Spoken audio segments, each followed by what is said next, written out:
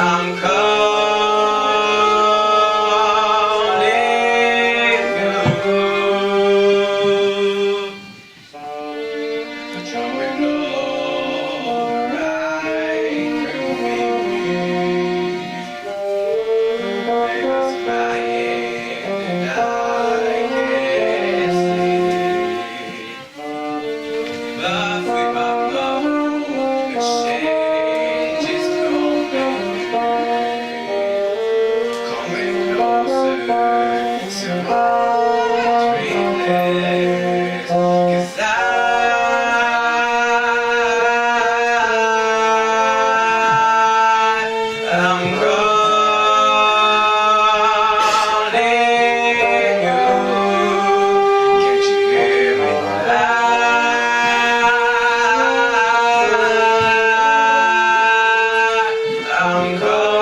calling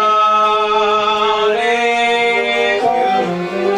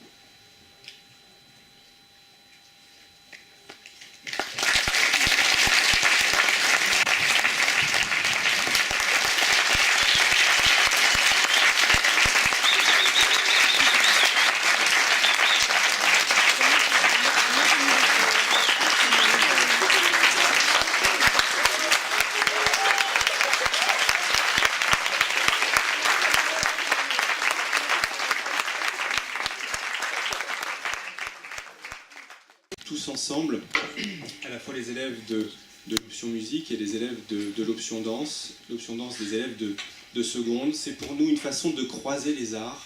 Et sur ce temps officiel d'inauguration de cette semaine de sensibilisation à l'égalité filles-garçons, il était aussi important pour nous que ce soit par l'art que nous commencions ce temps commémoratif. Un grand merci à Madame Ducrot et à Madame Pateau qui ont préparé les élèves, même s'il y a eu quasiment qu'une seule répétition. Mais c'est aussi, je crois, un moment important. Vous remarquerez qu'il n'y a qu'un garçon pour ce temps officiel. Mais indispensable. Voilà. Donc je souhaiterais qu'on les applaudisse tous très fort.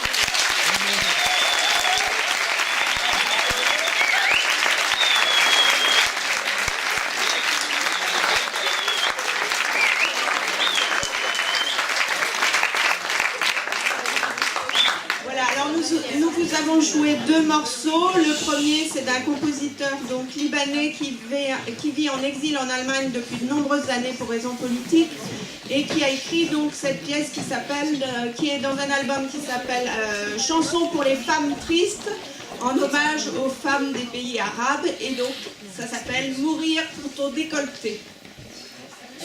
Et ça n'est pas un sujet léger.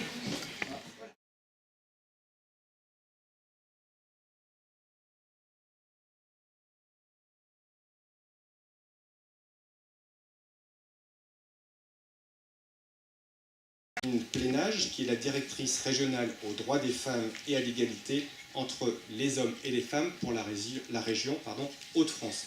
Madame Plénage, je vais vous demander de bien vouloir nous rejoindre.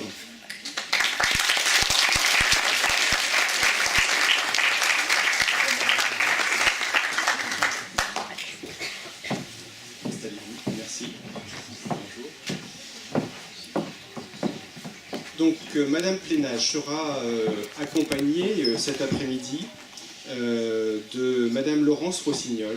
Alors, Madame Laurence Rossignol est une sénatrice du département de l'Oise. Elle a été aussi vice-présidente au Conseil régional de Picardie, mais surtout, elle a été ministre lors du dernier quinquennat, et notamment en 2016, ministre des Familles, de l'Enfance et des Droits des Femmes.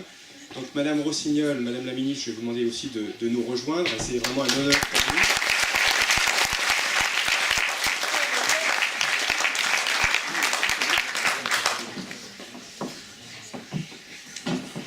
Donc ces deux personnalités auront l'occasion à deux voix d'exprimer l'engagement féministe qui est le vôtre au final et qui a mobilisé votre passé militant et votre engagement politique et vous a aussi amené à des fonctions différentes l'une et l'autre. Et c'est un petit peu ce témoignage et cette expérience que nous souhaitions avoir cet après-midi.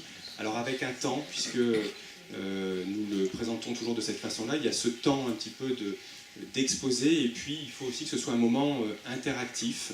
ou un moment où vous soyez aussi très, très présent, n'hésitez pas, c'est jamais évident à prendre la parole en public, mais vous l'avez vu par les élèves qui osent.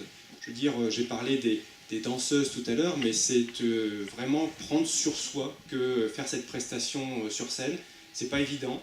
Il y a une mise en œuvre corporelle qui est sensible pour votre âge, et vous les avez accueillis avec beaucoup de respect, donc n'hésitez pas à votre tour à prendre la parole et à interpeller nos deux personnalités. Je vous remercie de votre attention, et puis je vous laisse bien volontiers la parole. Je n'ai qu'un micro. Madame la ministre, je vous le laisse bien volontiers. Merci, monsieur le proviseur. Bonjour, bonjour à tous, bonjour aux enseignants et enseignantes qui sont là dans la salle, et aux élèves présents. Bonjour Caroline. Alors, il faut qu'on vous fasse un petit aveu pour commencer. Caroline Pénage et moi, on se connaît de longue date, on se connaît bien. Et dans la vraie vie, on se tutoie.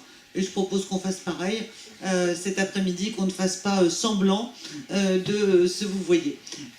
Voilà, on se connaît parce qu'on est toutes les deux féministes, parce qu'on est toutes les deux engagées depuis de longues années dans l'action publique et les services publics, et entre autres sujets, parce qu'on n'a pas travaillé que sur cela, la question de l'égalité entre les femmes et les hommes. Est-ce que vous savez que vous avez beaucoup de chance d'être dans un lycée qui a un nom de femme comme nom de lycée? Alors, j'ai pas la statistique pour les lycées, je l'ai pour les noms de rues. Il y a moins de 5% des rues en France qui ont le nom d'une femme. Voilà, donc je peux projeter à peu près une statistique probablement pas très différente sur les lycées. Donc vous faites partie des lycées qui ont un nom, qui ont donné leur nom à une femme remarquée.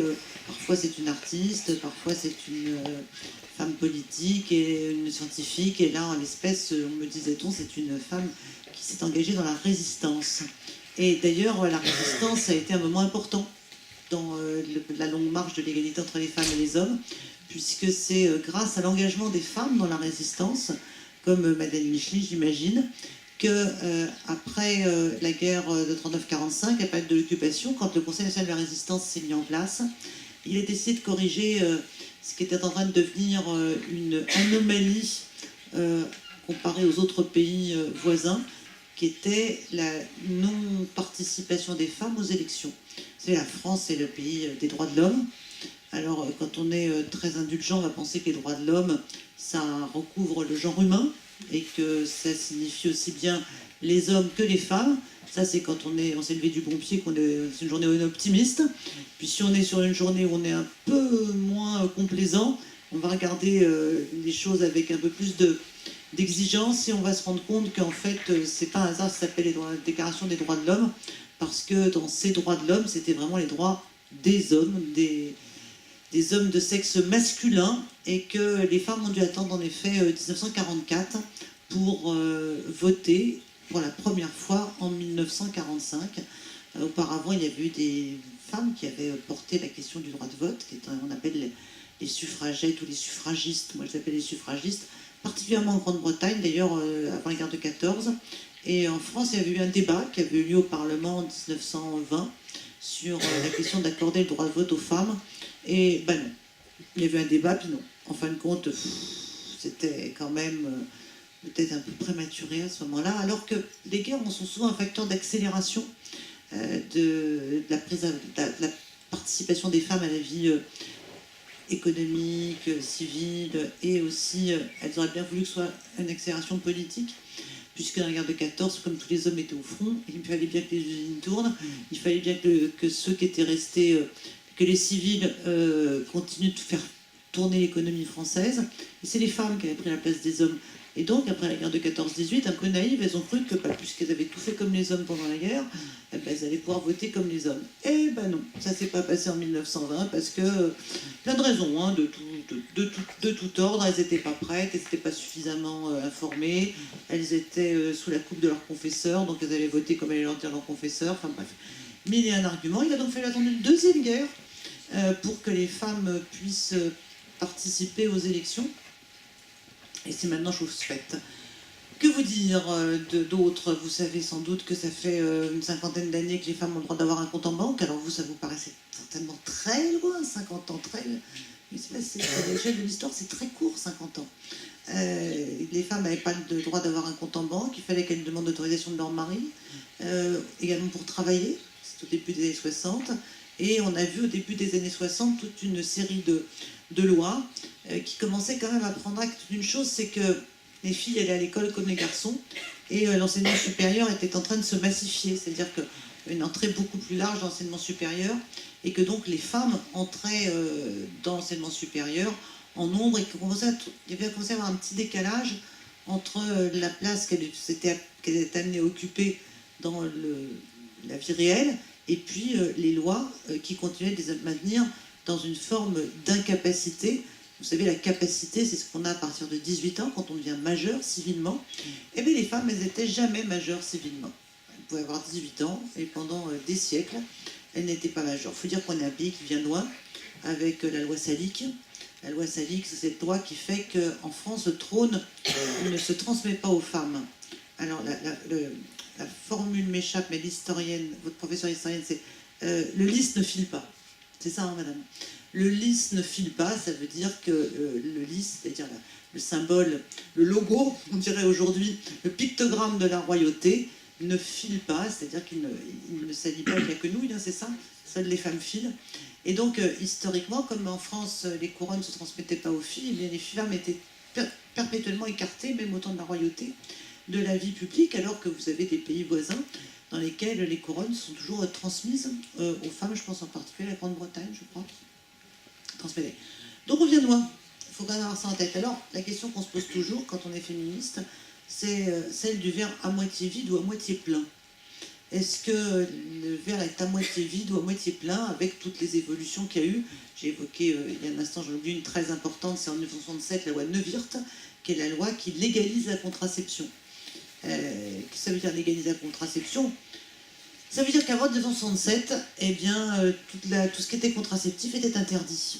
Voilà, c'était interdit. Alors, bien entendu, l'invention de la pilule contraceptive a facilité le bon juridique est accompagné d'un bon technoscientifique, mais auparavant, les femmes devaient se procurer, dans des pays plus souples que nous, des divers objets de contraception qu'elles faisaient venir par des voies détournées. Puis il y avait aussi des associations comme le planning familial, qui existe toujours, et qui fournissaient aux femmes, mais tout ça, fournissaient aux femmes des contraceptifs, et tout ça était absolument illégal. Et donc on a un gros bloc dans les années 60, qui est important. Après, maintenant je fais rapidement la loi Veil, aussi en 75, la loi Veil, qui est la loi qui légalise l'avortement, puisque auparavant, l'avortement était lui aussi illégal, et donc les femmes étaient poursuivies, et surtout les avortements avaient lieu dans des conditions sanitaires épouvantables. Mais ça n'a pas changé tant que ça ailleurs sur la planète, puisque, je vous donne ce chiffre, une femme meurt sur la planète toutes les 7 minutes d'un avortement clandestin. C'est-à-dire qu'il y a toujours des femmes qui vivent dans des pays où l'avortement est illégal. Je connais un État au Brésil qui s'appelle l'État do Mato Grosso, qui est un État dans lequel 400 femmes sont emprisonnées aujourd'hui pour avoir pratiqué un avortement clandestin. Et il y a peu de temps est sortie une jeune femme de prison au Salvador. Elle avait passé, je crois, plus de 10 ans en prison, 18 ans en prison, pour une fausse couche. Mais elle n'était pas arrivée à prouver que sa fausse couche était spontanée. Donc elle avait été traitée comme si c'était un avortement clandestin, 18 ans de prison. C'est beaucoup quand même. Voilà, nous, on a la chance d'avoir eu des féministes en France, vous avez probablement étudié, qui ont conduit à ce qu'on ait un bon bloc législatif. Donc je reviens à ma question. Est-ce que le verre est à moitié vide ou à moitié plein? Alors, j'ai envie de répondre qu'aujourd'hui, pour certaines, le verre se remplit, et pour d'autres, il se vide. Voilà, c'est assez... On ne peut pas répondre de manière globale. Pour toute une partie des femmes, celles qui font des études, celles qui ont un métier et des capacités d'insertion dans le marché du travail, celles qui ont un soutien familial, pour celles-là, les choses progressent incontestablement et on voit l'égalité dans les métiers progresser. Je reviendrai sur l'égalité salariale. Mais pour toutes les autres, en revanche, on observe aussi que la précarité globale des femmes s'accroît. Quand je dis précarité, je pense aux familles monoparentales. 20% de familles monoparentales, c'est-à-dire qu'une famille sur 5 n'a qu'un seul parent, et dans plus de 80% des cas, ce parent, c'est une femme. Alors, ça recommence, les familles monoparentales, elles ne sont pas toutes pareilles. Si c'est une femme qui a des revenus, s'il y a un papa qui est dans le paysage et qui joue son rôle de papa bien que les parents n'habitent plus ensemble, celle-là, il n'y a pas de différence entre une famille monoparentale et une famille biparentale. Mais il y en a aussi pour qui c'est beaucoup plus difficile, c'est-à-dire qu'elles cumulent la précarité, la solitude, d'élever des enfants seuls, la précarité, puisque les femmes sont aujourd'hui les 3/4 des étudiants SMIC sont des femmes. Les femmes ont accès à une quinzaine de métiers, alors que les hommes, c'est 80 familles de métiers, plus de 80 familles de métiers, les femmes, c'est 10 familles de métiers. Et comme par hasard, les métiers dans lesquels les femmes sont concentrées sont des métiers moins bien payés que les autres, et en particulier tous les métiers du soin. Tous les métiers qui ont aussi à s'occuper des personnes âgées, s'occuper des malades, s'occuper des enfants. Tous ces métiers-là, et puis aussi tous les métiers de ménage. Et donc, ces familles monoparentales, elles ont en plus ces femmes, elles élèvent leurs enfants seules, les pensions alimentaires ne sont pas toujours payées, des fois de toute façon le papa ne veut pas en payer parce qu'il n'a pas de sous non plus. Et puis en plus elles ont des jobs, des emplois qui sont compliqués parce que c'est des emplois temps partiel, des emplois précaires. C'est elles qui se lèvent le matin très tôt pour aller faire le ménage dans les bureaux, faire le ménage dans les bureaux pendant que les enfants, eux, sont en train de se préparer pour partir à l'école. Et puis elles vont y retourner le soir quand les enfants vont être rentrés de l'école. Et pour ces femmes-là, je pense qu'on ne peut pas dire que ça progresse vraiment. D'accord, elles peuvent voter, d'accord, elles peuvent prendre la pilule, d'accord, tout ça, mais leur quotidien est extrêmement lourd et compliqué. Donc on est dans ces deux lectures que moi je pense importantes, à la fois un peu pas contradictoires, mais différenciées entre les effets globaux de l'aggravation de la précarité pour les salariés, qui pèsent beaucoup sur les femmes, et puis les effets positifs des progrès, de la compréhension de l'égalité entre les femmes et les hommes. Peut-être pour qu'on puisse encore parler après ensemble, et que Caroline puisse s'exprimer aussi, et que je ne monopolise pas trop la parole, peut-être vous dire une chose qui me paraît importante quand on parle des inégalités entre les femmes et les hommes, du sexisme, des discriminations. Je pense qu'on a deux sujets aujourd'hui qui sont planétaires, le climat, la biodiversité, climat-biodiversité, tout le groupe des questions environnementales et écologiques, qui sont des sujets qui concernent la planète du pôle Nord au pôle Sud, et peut-être encore davantage au pôle Nord et au pôle Sud qu'à d'autres endroits de la planète, et la question de la condition des femmes. La condition des femmes est universelle. Voilà, elle est universelle, partout, dans tous les pays. À 99,9% de ce que je dis, les femmes connaissent la même condition. Et cette même condition des femmes se traduit par les violences sexuelles, le viol, partout, le viol comme arme de guerre en plus, les violences conjugales et intrafamiliales. Voilà, en France, une femme meurt tous les 3 jours sur les coups de son compagnon, de son conjoint ou ex-conjoint. C'est partout pareil sur la planète, bien pire même encore dans un certain nombre de pays, Amérique latine. Il y a dans beaucoup de civilisations, y compris la nôtre, des pratiques extrêmement barbares à l'égard des femmes, très barbares. Racontez par exemple en Inde, quand un garçon commet un crime à l'égard dont une famille est victime, on peut décider, la justice du village peut décider qu'en punition, la sœur de ce garçon sera violée par la famille à laquelle le frère a porté atteinte. Voilà, je pourrais vous en raconter comme ça, mais je ne vais pas vous gâcher toute votre après-midi, pour vous dire, mais la condition des femmes et le climat sont deux sujets planétaires, et c'est pour ça d'ailleurs que les militants climatiques et les militants féministes sont en réseau quasiment sur toute la planète aujourd'hui. Et on a vu les faits depuis le mois d'octobre de l'affaire Weinstein, et comment la libération de la parole s'était répandue comme une traînée de poudre dans énormément de pays développés. Voilà peut-être ce que je pourrais vous dire. Après, ce qui est intéressant de se poser comme question, c'est mais pourquoi tant de haine à l'encontre des femmes, historiquement, séculairement et universellement? Je veux dire qu'on n'a pas la réponse à cette question, on se contente de l'observer, mais c'est pour vous évoquer auprès de vous à quel point nous venons loin, nous sommes à une étape importante, mais le chemin qui reste à parcourir est encore extrêmement long et escarpé. Long et escarpé. Ce n'est pas si consensuel que ça, l'égalité entre les femmes et les hommes, parce qu'il y a des intérêts économiques qui sont en jeu, les femmes sont payées en moyenne 20-25% de moins que les hommes. Si demain il faut payer les femmes comme les hommes, ça coûte des sous, que ce soit dans le secteur privé, en entreprise, ou même dans le secteur public. On croit toujours que dans la fonction publique, les salaires sont égaux. Oui, facialement, ils sont égaux. Mais à l'arrivée, les salaires des femmes de la fonction publique sont également 20% inférieurs à ceux des salaires des hommes, par tout un tas de mécanismes. Et donc, si tout le monde est pour l'égalité entre les femmes et les hommes, il n'y a plus personne qui n'ose dire qu'il est contre. Moi, j'ai connu un temps où on pouvait dire qu'il était contre, on pouvait dire que les femmes étaient moins intelligentes que les hommes, qu'elles étaient moins capables. Voilà, tout ça, plus personne n'ose le dire aujourd'hui, c'est une très bonne chose. Mais le paysage ne s'est pas profondément modifié. Le sexisme, l'intériorisation par les femmes du sexisme, la contribution volontaire ou involontaire de chacun d'entre nous à la reproduction du sexisme sont autant de facteurs qui pèsent lourdement sur l'émancipation des femmes et sur l'égalité. Voilà ce que je pouvais vous dire en introduction. Et puis je passe la parole à Caroline pour qu'ensuite elle vous la passe à vous et qu'on puisse discuter. Merci beaucoup Laurence, merci beaucoup Madame la Ministre, Madame la Sénatrice. C'est vrai que nous avons beaucoup de chance d'avoir aussi aujourd'hui, et moi je viens un petit peu, on m'a dit en guest star tout à l'heure, mais c'est pas du tout le cas, c'est plutôt pour moi qui accompagne Madame la Ministre qui est présente, et la chance que vous avez de pouvoir avoir cette intervention.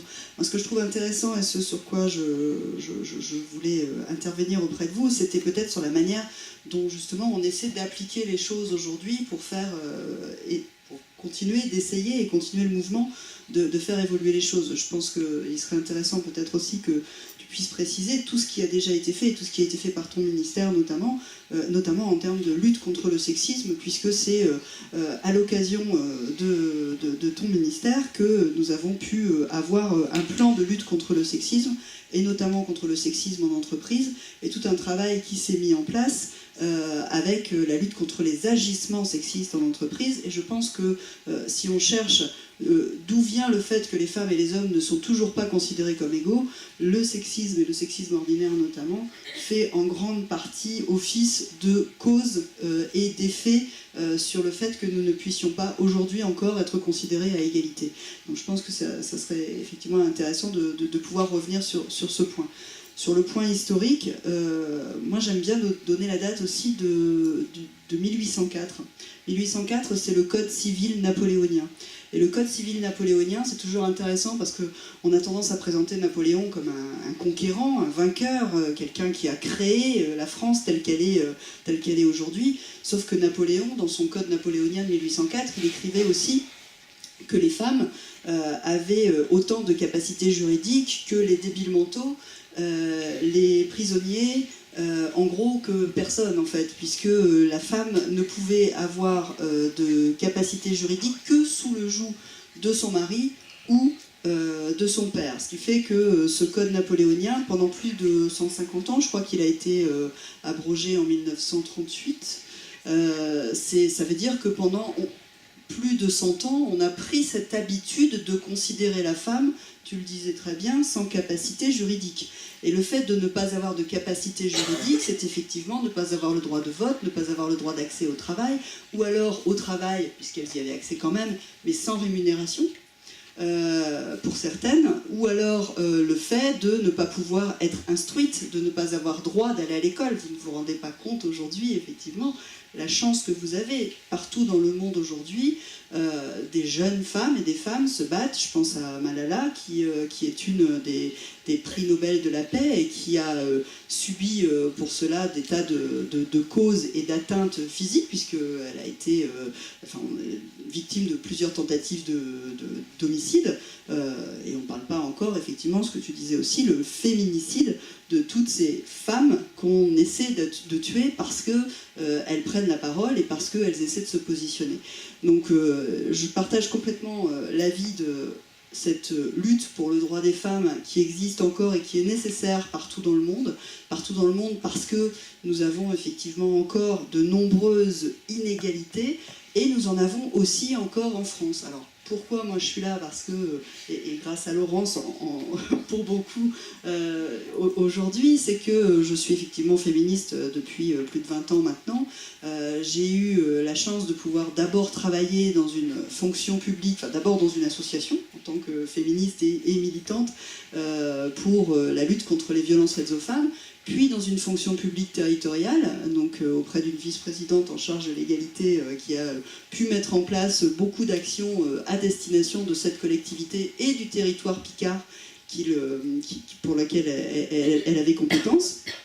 Et puis, parce que je suis aujourd'hui directrice régionale aux droits des femmes et à l'égalité pour la région des Hauts-de-France.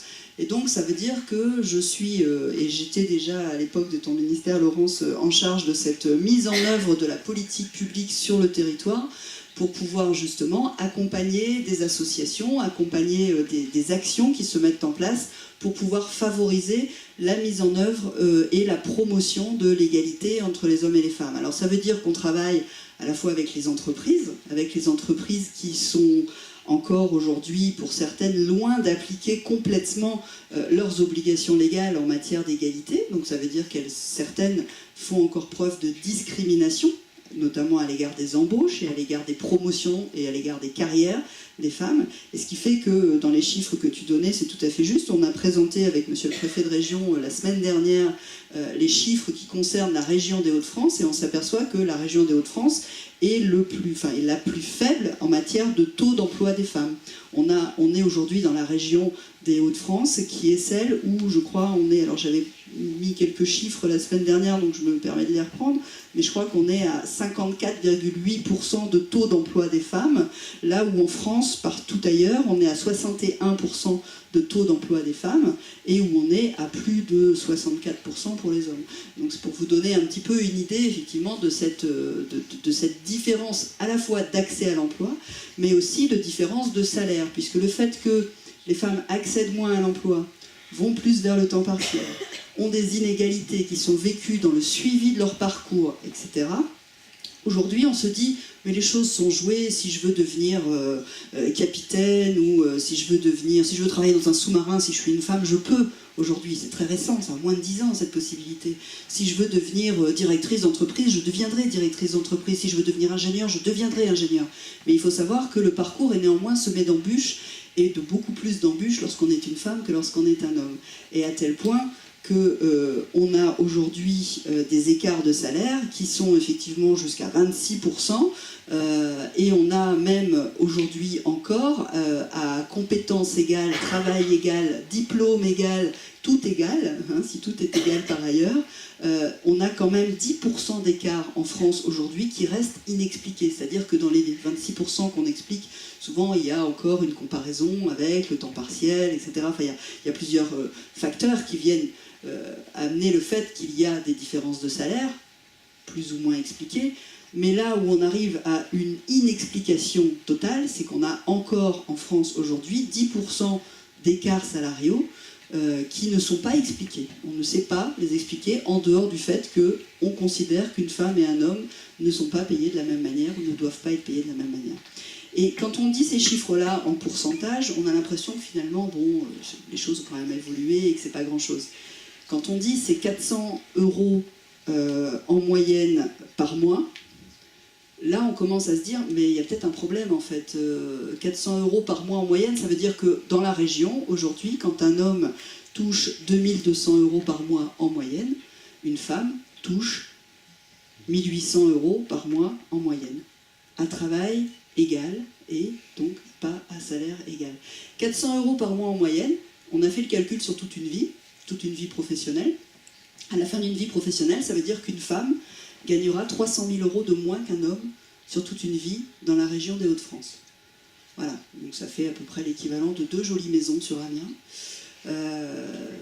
Ça peut effectivement être considéré comme une véritable inégalité entre les hommes et les femmes, et vu d'un petit bout, on se dit oui, mais bon, les choses ont quand même... Effectivement, le verre est à moitié plein maintenant, il faut quand même se dire que les choses ont évolué, Mais les choses n'ont pas si tant évolué que ça, et tu le rappelais très justement aussi, les familles monoparentales sont à 80%, je crois, j'ai plus les chiffres, mais c'est ça, plus de 85%, avec des chefs de famille qui sont des femmes, et ça veut dire effectivement la difficulté de concilier les temps. Vous savez combien au niveau du partage des tâches, 72% des tâches familiales ménagères sont aujourd'hui occupées par les femmes, c'est-à-dire que ce sont les femmes qui s'occupent des tâches ménagères dans un couple à 72%. Mais ça veut dire que si elles s'en occupent pendant tout ce temps-là, elles ne font pas autre chose, elles ne vont pas travailler, ou alors elles le font mais en plus. Donc elles le font avec des conditions de travail qui sont encore plus compliquées, etc. Donc c'est tous ces chiffres-là qui, mis bout à bout, font effectivement qu'il y a encore des inégalités, qu'il faut encore s'en soucier, qu'il faut encore les analyser et qu'il faut trouver des solutions qui permettent de les améliorer. Alors les solutions, c'est effectivement beaucoup de lois qui existent depuis un certain nombre d'années, et puis certaines qui sont de plus en plus appliquées, et puis notamment des annonces qui ont encore été faites la semaine dernière par le nouveau secrétariat d'État à l'égalité depuis presque un an maintenant, et qui devrait permettre de mettre en place de nouvelles actions, notamment à destination des entreprises, mais pas seulement, puisque je regarde monsieur le proviseur, mais une des annonces, c'est d'avoir un référent égalité dans chaque établissement scolaire, et de pouvoir travailler justement, et je vous remercie de le faire aujourd'hui, parce que c'est vraiment une très belle initiative, mais à l'avenir, je pense que tous les établissements scolaires devraient et devront sensibiliser vos élèves à la lutte contre les stéréotypes, au fait que non, ce n'est pas normal de considérer que les filles et les garçons n'ont pas les mêmes droits, et non, ce n'est pas normal de considérer une fille du point de vue de son sexe et uniquement, et de pouvoir la différencier dans l'accès aux droits à cause justement de ce qu'elle représente et de son sexe. Voilà, moi je m'arrêterai là, peut-être si tu veux présenter quelques-unes des actions qui ont été menées par le gouvernement. Oui, on peut présenter les actions menées par les gouvernements. Pour vous donner une référence, la loi sur l'égalité professionnelle a été adoptée en France en 1983. Donc vous voyez qu'il y a quelques années. Et pour autant, on constate que les résultats ne sont pas ceux attendus d'une loi qui posait le principe de l'égalité professionnelle. Ce qui veut dire qu'on est arrivé à un moment où en France, on a à peu de choses près, toutes les lois nécessaires à garantir les droits des femmes et l'égalité entre les femmes et les hommes. L'égalité, ce qu'on appelle l'égalité formelle, c'est-à-dire que formellement, sur le papier, les hommes et les femmes sont égaux en France. Et puis dans la réalité, dans la vraie vie, ils ne le sont pas. Et ils ne le sont pas pour des raisons qui échappent à la loi. C'est-à-dire que vous n'avez pas échappé que la loi ne s'occupe pas de tout. La loi pose un certain nombre de cadres. La loi, c'est le droit pénal et le droit civil. Le droit pénal, c'est pour les infractions, c'est quand on enfreint une loi pénale, c'est quand on fait un crime, un délit. Ça, c'est le droit pénal. Puis il y a aussi tout le reste des rapports entre les gens est régi par le droit civil, qui ne donne pas lieu à l'intervention de la police en particulier. Il y a des enquêtes, c'est le droit civil, c'est le droit du mariage, par exemple, c'est le droit civil. Et on a dans les deux socles, dans les deux grands blocs, droit pénal, droit civil, l'égalité entre les femmes et les hommes garantie par le droit civil et les entraves sanctionnées par le droit pénal. Et pour autant, ça n'avance pas aussi vite que l'on pourrait l'espérer. Parce que la loi ne peut pas s'occuper de tout. La loi n'entre pas chez les gens, dans la vie privée des gens. La loi peut y rentrer quand une femme est victime de violences dans sa famille, par son conjoint. La loi peut faire condamner le conjoint. Et puis on peut aussi, et c'est l'action des pouvoirs publics, mettre en place des centres d'hébergement pour mettre à l'abri les femmes victimes de violences de la part de maris ou d'ex-maris revanchards. Mais il y a une part qui échappe à la loi, c'est que la loi ne peut intervenir que quand ce qui se passe est porté à sa connaissance. Or, ce n'est pas toujours porté à sa connaissance. En ce qui concerne les tâches ménagères qu'évoquait Caroline à l'instant, il n'y a pas une loi qui dit comment les tâches ménagères doivent être réparties dans le couple. Dans ce qui concerne les stéréotypes de genre, les stéréotypes sexistes, c'est compliqué de les faire évoluer par la loi.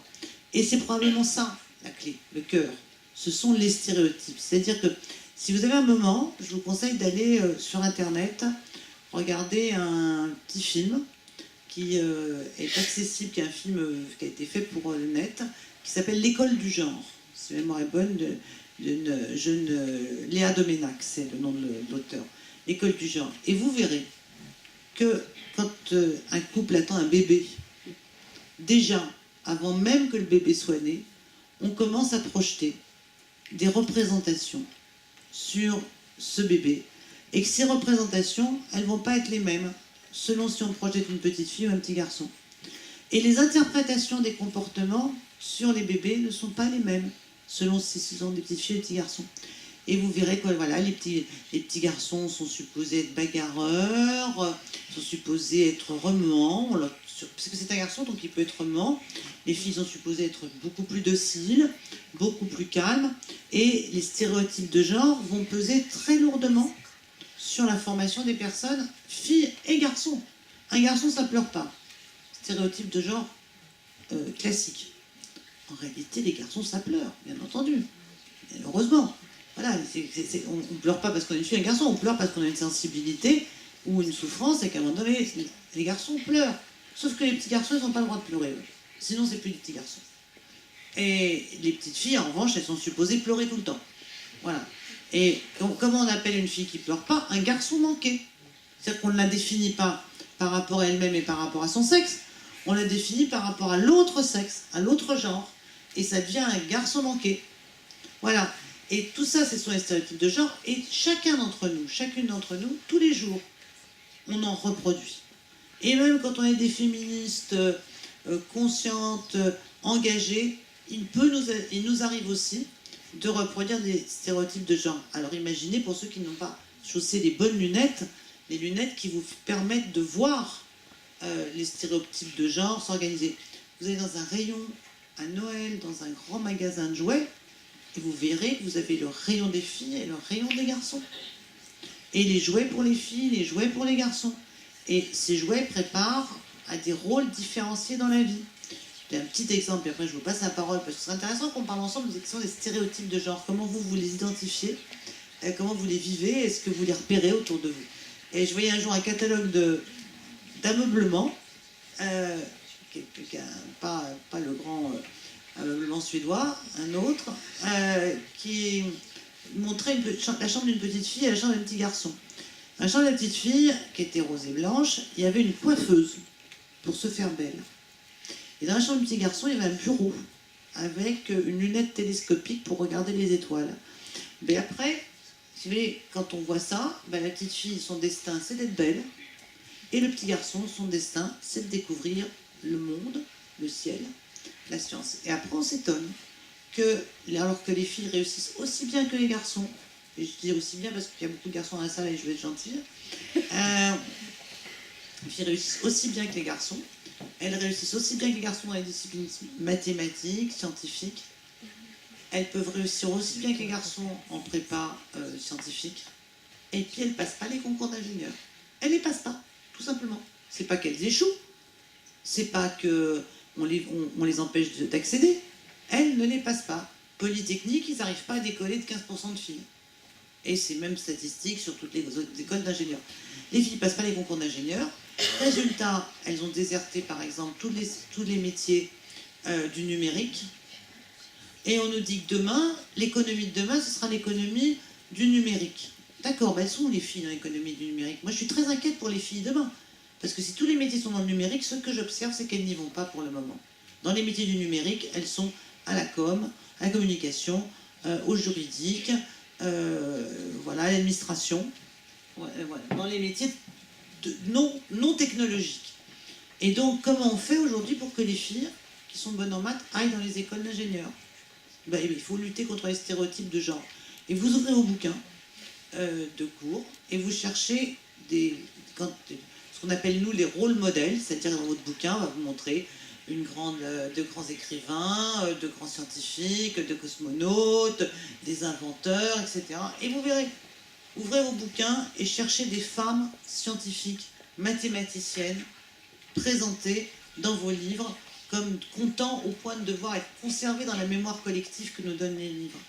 Et vous trouverez peu de femmes. très peu de femmes. Donc effectivement, quand on est une petite fille, on regarde le livre, on se dit, elles sont où les femmes? On voit à côté, on va trouver Florence Nightingale, grande infirmière célèbre de la guerre de 14-18. On dit, là, il y a des femmes infirmières, donc qu'est-ce que je vais faire? Je vais faire infirmière. Voilà, parce que c'est les autres, dans les métiers scientifiques et technologiques, je ne vois que les garçons. Puis les garçons, ils disent, infirmière, c'est un métier de fille. Hein, d'ailleurs, on dit plus souvent infirmière qu'infirmier. Hein, voilà. Et puis, tout le vocabulaire, la manière dont on parle. Amusez-vous à chercher les féminins de bon nombre de mots que vous connaissez. Vous aurez des surprises. Voilà, sans compter la connotation sexuelle. Par exemple, un homme public, c'est vachement bien. Une fille publique, pas pareil. Ça ne veut pas dire la même chose. Une fille publique. Un expert, c'est quelqu'un qui a des connaissances. Une experte, c'est déjà un peu plus olé-olé comme caractérisation. Un tribun, c'est un homme qui parle avec une belle voix, qui va à la tribune, qui va prendre entre ses mains et qui va vous faire un beau discours. La politique est un art du discours et de la parole. On s'étonne qu'il n'y ait pas beaucoup de femmes. Va chercher le féminin de tribun. C'est une tribune. C'est ce sur quoi on monte pour être tribun. Il y a quand même le vocabulaire. C'est pour ça qu'on a des discussions aussi sur la grammaire, sur la féminisation des mots. La féminisation. Moi, je suis sénatrice. J'étais ministre, ça va, ça se termine par un E, que ce soit mâle ou femelle, c'est pas grave. C'est facile. Il faut juste mettre monsieur ou madame là, madame le, une petite discussion. Moi, je faisais madame là, puis il y a des collègues qui disaient madame le, parce que c'est plus noble quand on met le. Bien sûr, le masculin serait plus noble que le féminin. Je n'ai toujours pas compris pourquoi. Mais je suis élue au Sénat. Donc, les hommes sont sénateurs, les femmes sont sénatrices. Eh ben non, j'ai des collègues qui veulent se faire appeler sénateurs. Elles ne veulent pas qu'on les appelle sénatrices, parce que sénatrice, ça dégraderait. En quoi ça dégrade la fonction? Donc toutes ces affaires autour du vocabulaire, ça compte aussi. Règles de grammaire, vous avez tous appris en CE2, probablement au CE1. Règles des accords pluriels. 3 filles et un garçon, mettez un adjectif. Eh bien, il est au masculin. 3 filles et un garçon, l'adjectif est au masculin. Et je vous raconte ça, après je vous passe la parole, parce que c'est intéressant. Je cherche un exemple. Les filles et les garçons, 3 filles et un garçon sont blonds, alors qu'on devrait quand même, elles sont 3, il est 1, et bien c'est le masculin qui l'emporte sur le féminin. Et on répète ça aux enfants, le masculin l'emporte sur le féminin. Après, étonnez-vous que les petites filles, elles aient considéré que le masculin l'emportait sur le féminin, et qu'elles aient identifié que c'était que pour la grammaire, et que pour les accords, que le masculin l'emportait sur le féminin, mais que dans le reste de la vie, c'était pas du tout comme ça, on était complètement à égalité. Et bien cette histoire de grammaire, ça n'a pas toujours été comme ça. Il y a eu un temps où on accordait avec le dernier des mots. Donc un garçon et 3 filles sont blondes, parce que ça aurait été les filles en dernier, c'est les filles en dernier dans la phrase. Puis il y avait aussi une autre hypothèse qui était celle de compter. Quand on peut, quand le nombre est impair, c'est facile. Et puis d'accorder avec ce qui sont le plus nombreux. Et puis l'Académie s'est réunie, je crois que c'est au XVIIe siècle, et puis elle a décidé que la grammaire devait ressembler à la nature. Et que comme dans la nature, les femmes étaient inférieures aux hommes, il fallait qu'elles le soient aussi en grammaire. Alors nous, les féministes, même moi en tant que ministre ou sénatrice, quand je porte ces affaires de grammaire, on me dit « Oh, c'est des détails ». Ben non, c'est pas des détails. C'est avec ces détails-là qu'on fait des représentations qui s'installent dans nos cerveaux, aux uns et aux autres, là, tout petits, et qu'on va garder toute notre vie et dont on aura du mal à se défaire. Donc, il faut chercher en tout. Donc maintenant, à vous de nous raconter c'est quoi les stéréotypes de genre pour vous. Alors vous avez la parole à la fois peut-être pour réagir, vous avez eu beaucoup d'informations, vous avez eu des chiffres aussi qui parfois vous ont étonné, des exemples précis qui sont très parlants. Vous pouvez peut-être réagir, poser des questions sur des points que vous souhaitez développer, ou alors nous faire part aussi de vos propres expériences, qu'elles soient scolaires. On a cité à l'instant aussi l'orientation des élèves, mais ça peut être aussi des exemples quotidiens. Alors n'hésitez pas, c'est jamais facile, je le répète, de prendre la parole, c'est parfois un petit peu essayer de se dépasser, et prenez l'exemple des élèves qui tout à l'heure ont osé se présenter devant vous. On a des élèves de seconde, de terminale, donc les exemples peuvent être largement diversifiés. En tout cas, j'espère que vous avez aussi apprécié d'avoir des témoignages d'actrices de la vie publique et qui, vous voyez, ont fait de leur quotidien un engagement déterminant. Allez. Posez. Est-ce que vous avez été étonné par ce que vous avez entendu? Peut-être on peut commencer par un retour sur ce que vous avez entendu. Est-ce que vous avez été étonné, surpris? Est-ce qu'il y a des choses qui... Pas d'accord? Particulièrement... Vas-y. Et pas d'accord, c'est possible aussi. C'est un garçon qui prend la parole en premier. C'est pas spécialement en rapport avec ce que vous avez dit, mais selon des statistiques sur Amiens, il y a plus de pourcentage de femmes que d'hommes qui sont analphabètes, alors qu'à l'école, il n'y a pas vraiment de différencement, c'est obligatoire. Alors comment vous expliquez qu'il y a une plus grande partie de femmes analphabètes que d'hommes? Merci, c'est gentil. Alors, j'ai pas ce chiffre-là, je l'ai pas vu passer, donc après, il faut toujours sourcer. C'est important de sourcer, hein. Je ne veux pas revenir sur le problème des fake news et tout ça, mais je pense que vous allez beaucoup en entendre parler encore dans les jours à venir. Moi, les sources que j'ai, c'est l'INSEE, parce que je travaille avec eux et que la semaine dernière, on a présenté les chiffres que je vous donnais en partie. Les chiffres que je vous donnais en partie, ils disent notamment que les taux d'emploi de femmes sont extrêmement faibles, alors que 55% des étudiants sont des étudiantes, que la réussite au bac est plus féminine que masculine, que les filles font plus d'études que les garçons dans la région, que voilà. Et le chiffre de l'analphabétisme, je le connais pas, donc je pourrais pas vous répondre précisément sur cette question. En tout cas, ce que je peux vous dire, c'est qu'il ne s'agit pas de la nature de l'un ou de l'autre. C'est pas parce que il y aurait une nature plus faible d'un des sexes, féminin ou masculin, que l'un des deux serait plus analphabète que l'autre. Je pense que c'est une question d'accessibilité à la connaissance et que c'est un petit peu tout ce qu'on vous disait tout à l'heure aussi, c'est que si ce chiffre se confirme, ce que j'ignore, je pense qu'il est notamment lié au fait que les femmes qui sont en situation souvent aussi de déclassement, c'est-à-dire que lorsqu'elles ont accès aux études, elles ne se présentent pas sur les métiers qui sont à la hauteur de leurs études. Lorsqu'elles vont vers certains métiers, elles ne se positionnent pas sur les métiers à haut potentiel. Il y a un déclassement qui se fait. Et après, le fait d'être identifié comme analphabète peut aussi être lié au fait qu'on a aussi beaucoup de jeunes filles qui décrochent. Alors sur les chiffres des décrocheurs, j'ai pas exactement les chiffres non plus, mais il y a plus de garçons que de filles.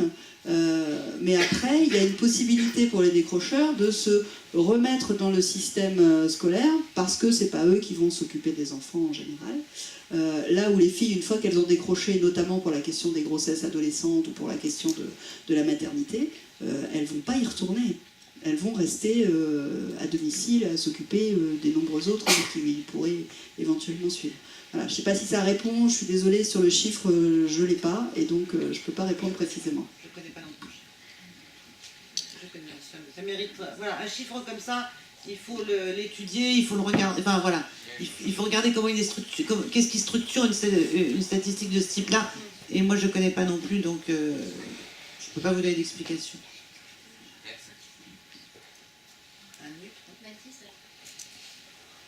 À propos des stéréotypes de genre, que diriez-vous aux personnes qui continuent d'affirmer que c'est une bonne idée?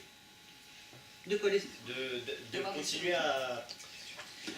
Oui, je vois ce que tu veux, ouais, je vois ce que tu veux dire. C'est-à-dire qu'il y a effectivement un débat idéologique autour des stéréotypes de genre, c'est-à-dire que moi je pense, Caroline pense la même chose, je sais, voilà, parce que c'est son travail, voilà, ce qu'on partage, que les stéréotypes de genre pèsent négativement, d'abord sur les filles, mais aussi sur les garçons, comme je l'ai expliqué tout à l'heure. Et il y a des gens qui pensent que les stéréotypes de genre, en fait, sont constitutifs d'une question qui est déterminante, qui est la question de la différence des sexes. C'est ça le sujet. C'est est-ce qu'on peut à la fois réduire les stéréotypes de genre, s'en émanciper, tout en même temps admettre qu'il y a une différence des sexes, mais le sexe et le genre, ce n'est pas la même chose. Le sexe, c'est biologique. On est, pour la plus grande partie d'entre nous, on est avec un sexe identifié. Il y a des intersexes, comme je dis ça, des enfants qui naissent sans sexe identifié, mais c'est une petite part, c'est pas très nombreux, heureusement. Mais on est avec un sexe identifié, mais ce qui va se passer, et le genre, c'est l'ensemble des constructions sociales qui vont venir se greffer sur le sexe biologique. Ce que je dirais, c'est qu'il ne faut pas avoir peur. Voilà, c'est pas parce qu'on habillera plus les petites filles en rose et les petits garçons en bleu qu'on va tous devenir du même sexe ou tous homosexuels. Parce que je pense que derrière ce qu'il y a, c'est la peur d'homosexualité, très précisément. Voilà, c'est qu'il faut bien identifier les garçons selon des critères bien virils, de virilité, de masculinité, de façon à ce que on ne se laisse pas envahir par l'homosexualité. C'est ça ce qui est dans la tête de ceux qui défendent les stéréotypes de genre. C'est la crainte de la différenciation des sexes, de l'homosexualité, et derrière probablement une vieille peur archaïque qui doit se situer dans la partie la plus reptilienne de notre cerveau, c'est la peur de la fin de l'espèce humaine. Voilà. Parce que si on ne se reproduit plus, on va disparaître. Bon. Et ce que je vais leur dire, c'est qu'on a tout à gagner. Et par ailleurs, ce que je leur dis, parce qu'il m'arrivait de débattre avec un certain nombre d'entre eux, puisque vous êtes un courant très actif au début du précédent quinquennat, les années 2012-2014, de leur dire, mais en fait, c'est très hypocrite. Parce que les mêmes, quand ils éduquent leurs filles, ils éduquent leurs filles pour qu'elles aient accès au mieux à tous les métiers. Et ils n'éduquent pas leurs filles. Il n'y a plus personne aujourd'hui n'élève sa fille pour qu'elle reste à la maison et élever ses enfants. Ça n'existe plus, ça. Et donc, il faut être cohérent. Si on veut que nos filles fassent les mêmes métiers que nos fils, eh bien, il faut que nos filles puissent s'épanouir dans la conscience qu'elles sont des filles, mais surtout dans leur potentialité. Parce que le problème de ces stéréotypes de genre, c'est qu'ils ne nous font pas de bien, ni aux filles, ni aux garçons. Je disais tout à l'heure, les filles, garçons manqués, mais les garçons, ce qu'on leur dit, c'est qu'ils sont efféminés. L'homophobie est une des facettes de ce que produisent les stéréotypes de genre également. Voilà. Donc, je leur dirais simplement, mais n'ayez pas peur, tout va très bien se passer. Merci. D'autres réactions ou questions ou exemples? Oui. Moi j'ai une question, c'est à propos de l'image de la femme, par exemple à la télévision, tout ça. On voit dans les clips, tout ça, la femme elle est tout le temps assimilée à un côté sexuel, souvent dénudé. Et moi je voulais savoir ce que vous en pensiez. Comme toi. Bah, je sais pas. Ah, je veux dire que si tu poses la question, c'est que quelque part ça t'a quand même alerté. Bah en fait, en soi, j'en ai quelque part toujours vu, mais pourquoi pas des hommes alors? Et justement, vous, qu'est-ce que vous pensez de l'image donnée à la femme? Parce qu'au final, si on regarde, on va prendre des chanteuses comme Rihanna ou Beyoncé ou je sais pas, même dans leur représentation sur scène, bah, elles sont soutifs et c'est l'autre. Voilà, pour être clair, je voulais savoir si vous en pensez. Parce que c'est large en fait. Oui, mais ceci dit, voilà, ça prolonge la question des stéréotypes. C'est que, en fait, et ça nous remonte assez loin dans la fonction des femmes. La fonction des femmes est une fonction effectivement. En fait, dans les stéréotypes, il y a un autre stéréotype qui circule beaucoup, c'est les stéréotypes sur les sexualités différentes des femmes et des hommes. Les hommes ayant des sexualités impérieuses, irrépressibles, dominantes, et les femmes ayant des sexualités, à qui on intime l'ordre d'avoir des sexualités beaucoup plus modestes, et beaucoup plus réservées, et beaucoup moins exposées. Et avant le XXIe siècle, on a eu le XIXe siècle, qui était un siècle extrêmement puritain. Il faut dire quand même, il faut dire une chose. Je me fais l'avocat de la défense des familles. Les filles ont plus de risques dans la sexualité que les garçons, en particulier celui de la grossesse. Voilà. Et donc, dans les familles, on avait peur des grossesses. Voilà. Donc, les femmes de bonne famille étaient contraintes dans une représentation d'elles-mêmes très peu sexualisée. Et donc, à côté des femmes de bonne famille, on a développé toutes les autres, supposées répondre à cette sexualité que j'ai décrite il y a un instant, impérieuse, irrépressible, etc. et dominatrice. Et toutes les autres. Et donc, on a toujours eu la double image, pardonnez-moi de la manière dont je vais le dire, mais je vais le dire en citant un film, donc comme ça, qui est un film de Jacques Rivette, qui s'appelait La maman et la putain. Il y a deux catégories de femmes. Ma mère, ma sœur, qui sont des femmes honnêtes, et toutes les autres qui sont des mauvaises filles. Donc on a une double représentation des femmes entre le puritanisme et l'hypersexualisation des femmes. Les deux étant fonctionnant pour reproduire les mêmes stéréotypes, par exemple. Et le corps des femmes fait vendre. Je le déplore, parce que tu évoquais il y a un instant les femmes qu'on voit dénudées dans les clips, etc. Mais le pire, c'est quand tu vois une pub de voiture et que tu te demandes mais pourquoi ils ont mis une fille toute nue sur la voiture? En quoi une fille toute nue, ça a quelque chose à voir avec une voiture? Est-ce que les hommes qui veulent acheter une voiture sont suffisamment demeurés pour croire qu'en plus, ils auront la fille toute nue s'ils achètent la voiture? Il n'y en a pas un qui croit ça. Mais donc, le corps des femmes. Alors que quand on vend des produits pour les femmes, il est rare qu'on mette des hommes tout nus dessus. Voilà. Bon, voilà. On va dire que nous, enfin, les pubs qui s'adressent à nous sont essentiellement des produits pour laver la vaisselle, des produits pour être belle. Voilà, des produits pour laver la vaisselle et des produits pour être belle. Et donc, les arguments publicitaires ne sont pas du tout les mêmes. Alors, pour répondre à la question, ce que j'en pense, je pense que ça fait partie des stéréotypes qu'on évoquait, que ces stéréotypes, ils sont de multiples facettes, et ça nous renvoie par ailleurs à la fois au puritanisme et à l'hypersexualisation qu'a pesé sur nous successivement, je dirais, successivement. Oui, alors pour compléter, sur les stéréotypes et la représentation, je vais encore vous donner un chiffre, je suis désolée, mais depuis la semaine dernière, avec la journée du 8 mars, j'ai brassé des pourcentages, parce qu'à chaque fois qu'on rencontre des journalistes, ils font combien de pourcents, donc je vais vous dire combien de pourcents. 74% de personnes trouvent qu'il y a trop de stéréotypes dans les publicités. Dans un sondage CSA, voilà. 74% disent « Ah, c'est pas bien, il y en a trop, il y a trop de femmes utilisées pour leur corps, etc. » Sauf que, en fait, seulement 14% les identifient, ces stéréotypes. Tellement on est habitué à les voir. Effectivement, quand on vend des machines à laver ou des brosses à dents, quoique les brosses à dents encore, mais des machines à laver, des pâtes, etc., on a peu de stéréotypes. Quoique je dis, parce que lorsqu'on va représenter des hommes à la maison en train de préparer des pâtes, ils vont souvent être un petit peu dans cette incapacité de bien faire les pâtes pour les enfants. Ou bien lorsqu'on va représenter une banque, puisque c'est souvent l'exemple que je donne en ce moment, on va représenter des filles qui font de la danse, qui sont unies ensemble dans l'esprit de la danse, et puis des garçons qui vont être unis ensemble dans l'esprit du rugby. On ne va pas mettre même une fille dans l'image qui va représenter le rugby, ni un garçon dans l'image qui va représenter la danse, comme si c'était quelque chose de néfaste, quelque chose de sale, quelque chose qui allait empêcher de vendre. Quand on va effectivement regarder les vidéos, et ça c'est un débat, mais moi je me souviens quand j'étais lycéenne, je trouvais déjà que, c'était le début du débat sur le port du voile à l'école, etc. On en parlait déjà beaucoup, il y avait des jeunes filles qui avaient été expulsées des écoles d'un lycée dans lequel j'étais, en banlieue parisienne, parce qu'elles portaient un foulard sur la tête. Mais il y a aussi tout le débat qui arrivait sur les clips. Parce que c'était les débuts d'M6, c'était les débuts de... Je parle d'un temps que vous ne connaissez pas. Mais voilà, c'était le top 50, salut les petits pots, tout ça, effectivement.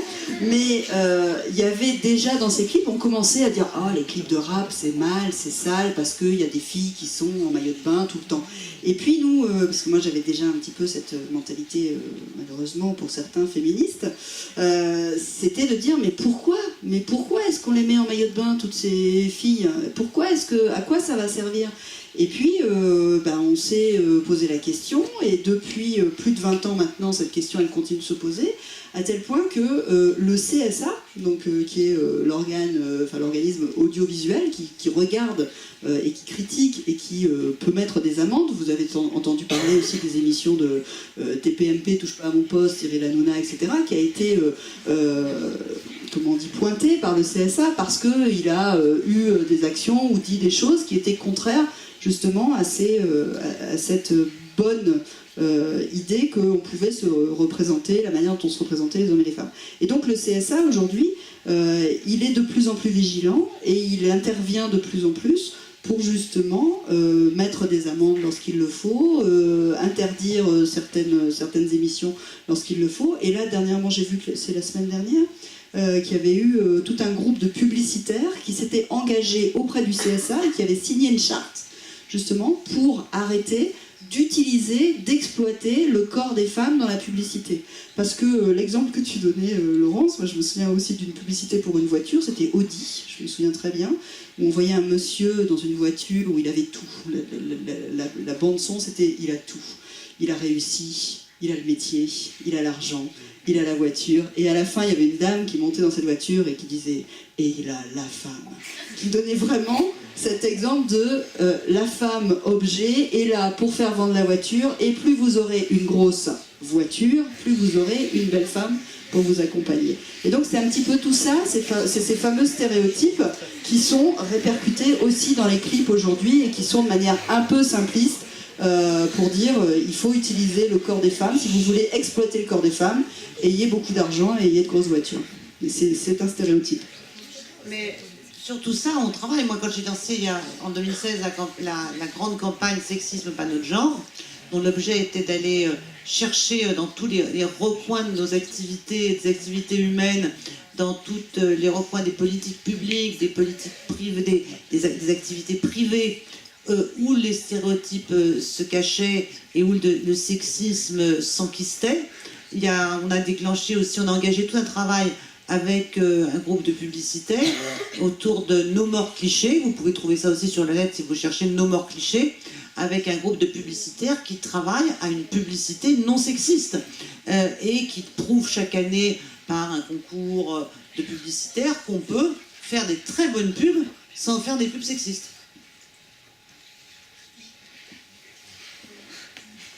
Oui. Je voulais rebondir sur les publicités justement pour soulever un exemple que j'ai remarqué ce matin, par exemple en écoutant la radio. Une publicité arrive et c'est une femme qui parle et un homme répond. Et c'était une publicité pour un anti-rides. Et dans la publicité, il était dit explicitement par l'homme, je pense que ça devait être le directeur de l'entreprise, je ne sais pas trop, mais c'était dit explicitement pour les femmes. Un anti-ride, c'est automatiquement pour les femmes. C'est ce que véhiculait pour moi cette idée. Et je me demandais pourquoi est-ce qu'un homme ne pourrait pas mettre de l'anti-ride. Pourquoi? Parce qu'il est supposé avoir un autre capital que sa beauté. Oui, et c'est ça, parce que dans les représentations traditionnelles, le principal capital d'une femme, c'était sa beauté. C'est ce qui lui permettrait de faire un beau mariage et d'avoir une protection, puisqu'elle ne pouvait probablement pas travailler, puisque le travail était réservé à la classe ouvrière. Donc, comme c'est toujours la bourgeoisie qui indique les stéréotypes. Les modèles dominants sont ceux de la bourgeoisie. Et dans la bourgeoisie, les femmes ne travaillaient pas. Travailler, c'est dégradant pour eux. C'était dégradant pour une femme. Donc, seules les femmes de la classe ouvrière, on parle du 19e siècle, la deuxième moitié du 19e siècle, la première moitié du 20e, seules les femmes de la classe ouvrière travaillaient. Donc, elles avaient leur force de travail à vendre. Mais pour les autres, qu'est-ce qu'elles avaient à part leur dot et leur capital beauté? Et donc, encore aujourd'hui, mais pour renforcer ce que tu es en train de dire, comme ce qui se passe en ce moment est très intéressant sur le point de vue de la libération de la parole, de l'observation de la misogynie, du sexisme, les femmes actrices racontent, les femmes comédiennes, disent qu'à partir de 50 ans, elles sortent des écrans radars des agents. C'est-à-dire qu'on ne recrute pas de femmes de 50 ans, on les fait revenir à 65-70 ans pour faire des rôles de grand-mère, mais on ne sait pas quoi faire d'une femme de 50 ans au cinéma. Et si vous regardez bien les femmes, les actrices qui ont plus de 50 ans au cinéma, elles ont plus de 50 ans, non pas parce que ça se voit, mais parce que vous allez les chercher sur Wikipédia quel âge elles ont. Parce que toutes ont un âge relativement incertain, au-dessus de 40, 45, mais c'est devenu très difficile de dire, de trouver l'âge d'une femme. Mais les hommes, on leur retrouve des rôles, ce que racontent les femmes comédiennes, c'est qu'on leur retrouve des rôles au fur et à mesure, parce que dans la vraie vie, il y a des gens de plus de 50 ans. Donc dans un film qui le plus souvent correspond à la vraie vie, il faut bien que les rôles de plus de 50 ans soient occupés par quelqu'un. Et des fois, on regarde des films, on dit mais c'est marrant, c'est la mère, elle joue le rôle de la mère, mais elles ont l'air d'avoir le même âge, j'y comprends rien. Ben non, parce qu'on ne montre pas une femme de 50 ans, c'est pas bankable une femme de 50 ans. Et en politique, c'est pareil. En politique, c'est pareil. On aime les femmes jeunes, de préférence accrochant bien la lumière, et issus de la société civile. Ça, c'est une troisième. Mais moi, j'ai des tas de collègues qui ont 55, 60, 65, 70 et qui n'ont pas du tout l'intention de décrocher. Pas du tout. Des hommes. Et qui ne se posent pas du tout la question de l'adéquation entre leur physique et le job qu'ils font d'homme politique. Mais nous, on voit bien, sur les femmes politiques, à un moment donné, comme disait un auteur célèbre, au-delà de cette limite, votre ticket n'est plus valable.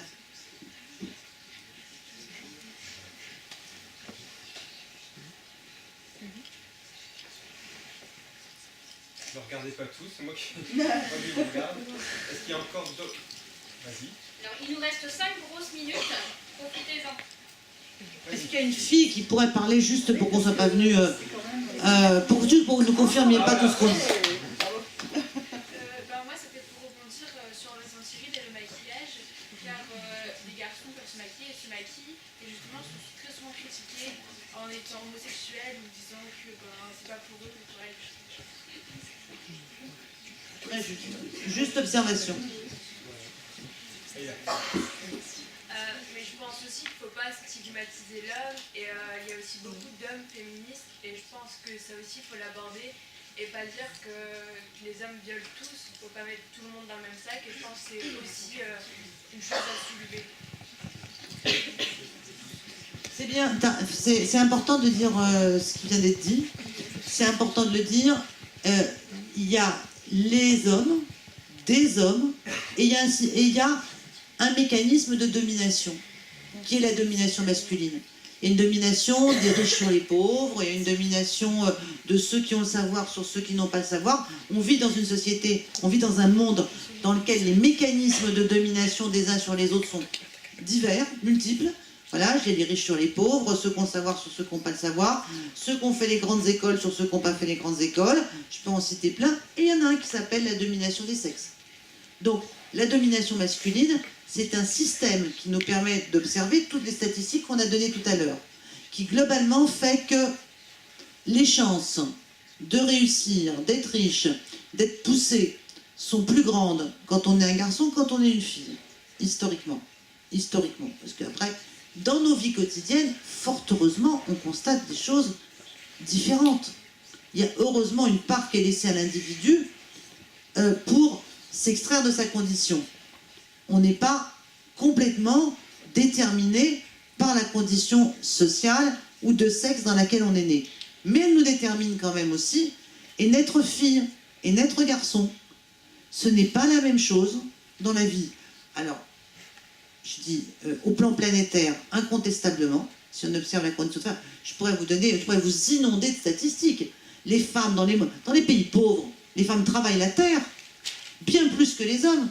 Les hommes possèdent la terre. Voilà, c'est pas égal.